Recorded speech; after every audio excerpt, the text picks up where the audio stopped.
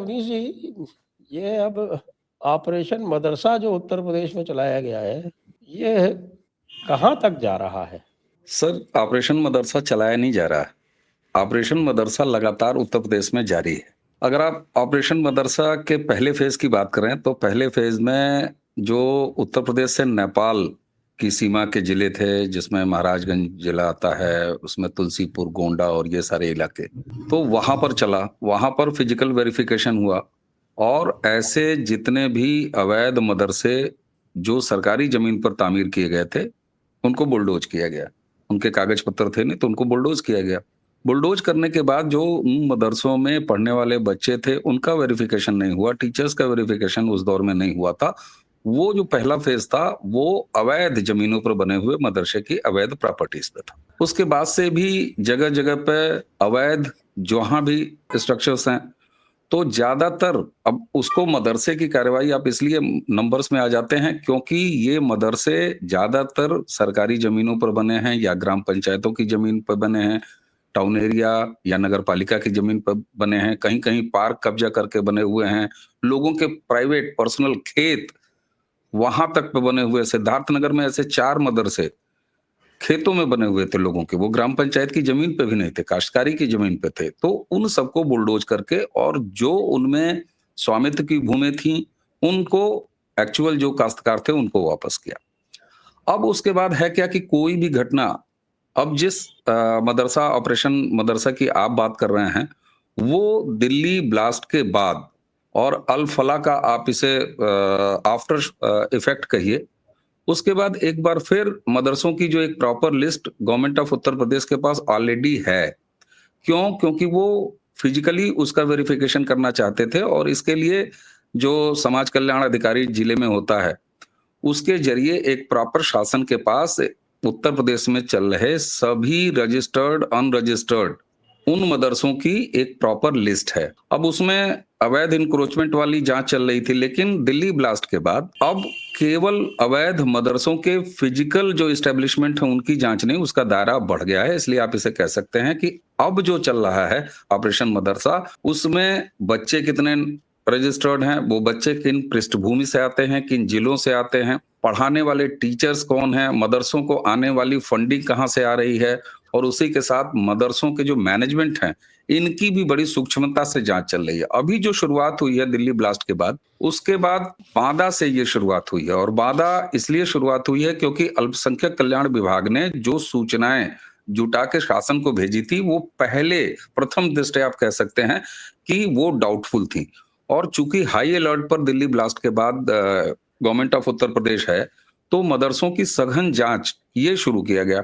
अब इसमें physical verification बच्चों का, और ये पाया गया है कि बांदा जिले में जितने भी मान्यता प्राप्त और गैर मान्यता प्राप्त इन सारे मदरसों को पहले चिट्ठी लिखी गई, शिक्षकों की पूरी प्रोफाइल मांगी गई, पहचान संबंधी उनके दस्तावेज मांगे गए कि वो पहचान कहाँ के हैं, उनके आधार भेजो, उनके नागरिकता संबंधी पेपर भेजो, मदरसा संचालन से जुड़े हुए जितने भी फाइनेंशियल ट्रांजैक्शन है, बैंक डिटेल है, ये भेजो, अगर तुमने नगद में लिया है तो किनसे लिया है वो भेजो। इस तरीके से ये बांदा से बड़े रैपिड तरीके से शुरू हुआ है और इसका अभी अलग अलग जिलों से चित्रकूट मंडल में आता है बांदा, तो वहां से शुरू हुआ है। उसके बाद ये सिलसिला कानपुर तक आया पहुंचा है। कानपुर के बाद अवध में, लखनऊ, सीतापुर, इधर बहराइच की तरफ का जो सीमावर्ती नेपाल का इलाका है वहां पहुंचा है, और संभल वगैरह होते हुए ये पूरा अब पूर्वांचल में इसका अगला फेज संभवतः अगले हफ्ते से, जो ये मंडे या ट्यूसडे जो शुरू होगा,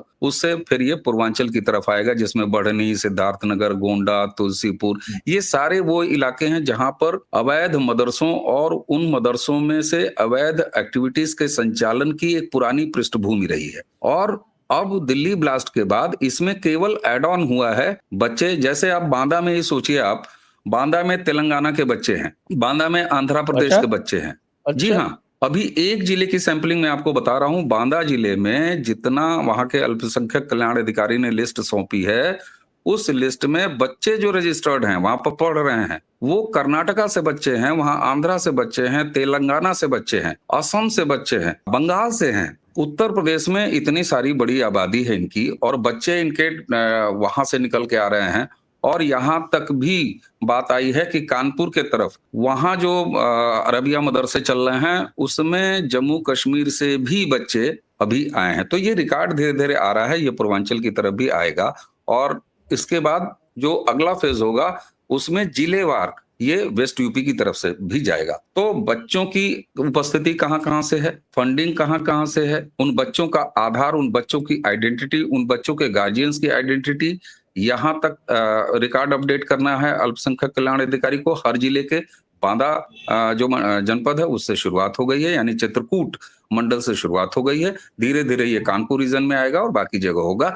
फंडिंग के सोर्स भी, और इस बार कैश को भी नहीं छोड़ा गया, क्योंकि ये ज्यादातर इनके जब प्रॉपर्टी का वेरिफिकेशन होता है पता चलता है साहब की करोड़ों की प्रॉपर्टी खड़ी है और फंडिंग ये कागज में दिखाते हैं कि 10 लाख की फंडिंग मिली है। 10 लाख की फंडिंग, और बाकी पूछा जाता है जब इनसे कि मौलाना ये बता दो, ये करोड़ों की बिल्डिंग, इसमें तुमने जो है वो मोज़ैक लगा रखा है, मार्बल लगा रखा है, ये सब कहाँ से आया? बोले साहब ये ज़कात के पैसे से आते हैं। कैश, कैश का रजिस्टर रखने का प्रावधान है। आप कैश में भी अगर मदरसा चंदा लेते हैं तो उनको, और सिर्फ मदरसा नहीं सर, कोई भी ऐसे ऑर्गेनाइजेशन जो रजिस्टर्ड है या अनरजिस्टर्ड है, अगर अनरजिस्टर्ड है तो भी उनके यहाँ एक एनजीओ काम करती है। मदरसा बोर्ड में वो मदरसे के रूप में रजिस्टर्ड नहीं है, लेकिन ऐसा नहीं है कि हवा हवाई है। तो इसलिए कैश भी आपको कहाँ से मिला है, इसके भी आपको आर्थिक स्रोत बताने हैं। और संचालकों पर, मैनेजमेंट पर विशेष स्नेह है बाबा योगी आदित्यनाथ जी की सरकार का कि भैया जो इसको संचालित कर रहे हैं आपका रिकॉर्ड क्या है,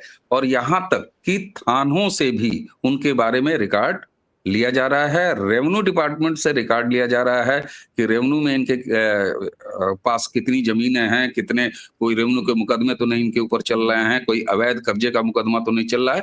तो इस तरीके से बच्चे से लेके, चपरासी से लेके, हाकिम, तालिब, हाफिज और इन सारे स्टाफ से लेके मैनेजमेंट तक की ये सघन जांच चल रही है। और बांदा से अकेले इसकी जो बोहनी हुई है उसी में आप सोचिए तेलंगाना, आंध्रा, असम, बंगाल, कर्नाटका से बच्चे आ रहे हैं। तो ये एक मुझे लगता है कि अच्छा फिल्टर है, जिस फिल्टर से बहुत सारी चीजें अभी आएंगी। और इसकी जो समय सीमा है वो मात्र 45 दिन योगी आदित्यनाथ जी ने तय किया है। संख्या बताने से लेके, इंफॉर्मेशन देने से लेके, फिजिकल वेरिफिकेशन तक को कंप्लीट किए जाने का ये 45 डेज का है। बहुत सारे लोगों को ये समय ज्यादा लग रहा होगा, लेकिन ये complete fine filter Uttar Pradesh की जमीन पर रजिस्टर्ड, अनरजिस्टर्ड, वैध, अवैध सभी तरह के मदरसों की एक फुल स्क्रीनिंग है।